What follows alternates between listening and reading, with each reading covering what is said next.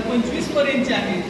तर त्यापैकी आपण असं सॉर्ट आउट केलेलं आहे की पहिल्यांदा अंध, अपंग किंवा वृद्ध ज्यांना पहिल्यांदा भरपूर मंजूर झालेलं आहे आणि ज्यांचं बांधकाम आता प्रगतीपथावर आहे असे लोक आपण काढणार आहोत आणि त्यांना आपण जी जप्त केलेली वाळू आहे किंवा आता ओढ्या नाल्यामध्ये असणारी जी वाळू आहे ती आपण देणार आहोत. तर प्रायोगिक तत्वावर कालच महसूल मंत्री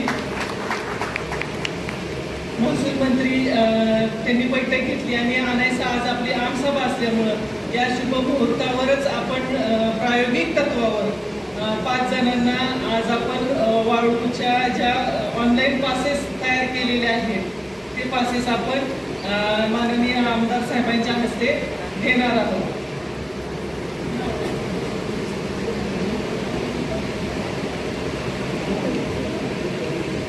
घरकुल बांधकामासाठी ज्या लाभार्थ्यांना आपण वाळू वाटपाचं प्रमाणपत्र या ठिकाणी देणार आहोत त्यांचं नाव जाहीर केल्यानंतर त्यांना विनंती आहे कृपया आपण स्टेजवरती यावं आणि प्रमाणपत्राचा स्वीकार करावा. पहिलं नाव आहे मंजुळाबाई पंढरीनाथ भंडारे, राहणार गुळसडी, तालुका करमाळा, जिल्हा सोलापूर यांना हे प्रमाणपत्र देण्यात येत आहे. घरकुलासाठी त्यांना वाळू उपलब्ध करून देण्यात आलेले आहे. दुसरं नाव या ठिकाणी सांगतोय, त्यांनी तयारीत राहायचंय. मारुती केरबा, राहणार विहाळ, तालुका करमाळा, जिल्हा सोलापूर यांनाही विनंती आहे आपण प्रमाणपत्राचा स्वीकार करण्यासाठी या ठिकाणी स्टेजवरती यायचंय. तिसरं नाव आहे स्वाती मचिंद्र सरडे.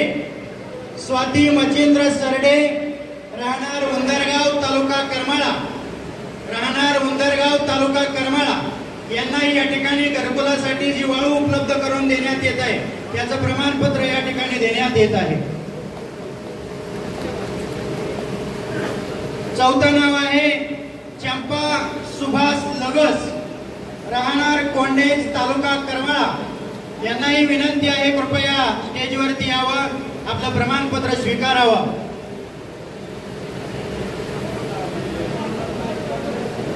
आणि शेवटचं 5वं नाव आहे बापूराव नवनाथ निंबाळकर, राहणार मोरवड, तालुका करमाळा, जिल्हा सोलापूर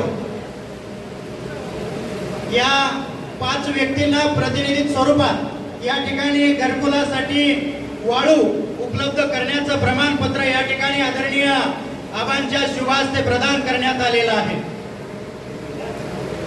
बंधूंनो, कालच आपल्या करमाळा मतदारसंघाचे आमदार सन्माननीय नारायणआबा पाटील हे महसूल मंत्री तथा भाजप प्रदेशाध्यक्ष आदरणीय बावनकुळे साहेब यांच्या बैठकीला उपस्थित होते. त्या अगोदरही आदरणीय आमदार साहेबांनी करमाळा तालुक्यातील गोरगरीब जनतेला घरकुलासाठी प्रशासनाकडून वाळू मिळावी ही मागणी लावून धरली होती.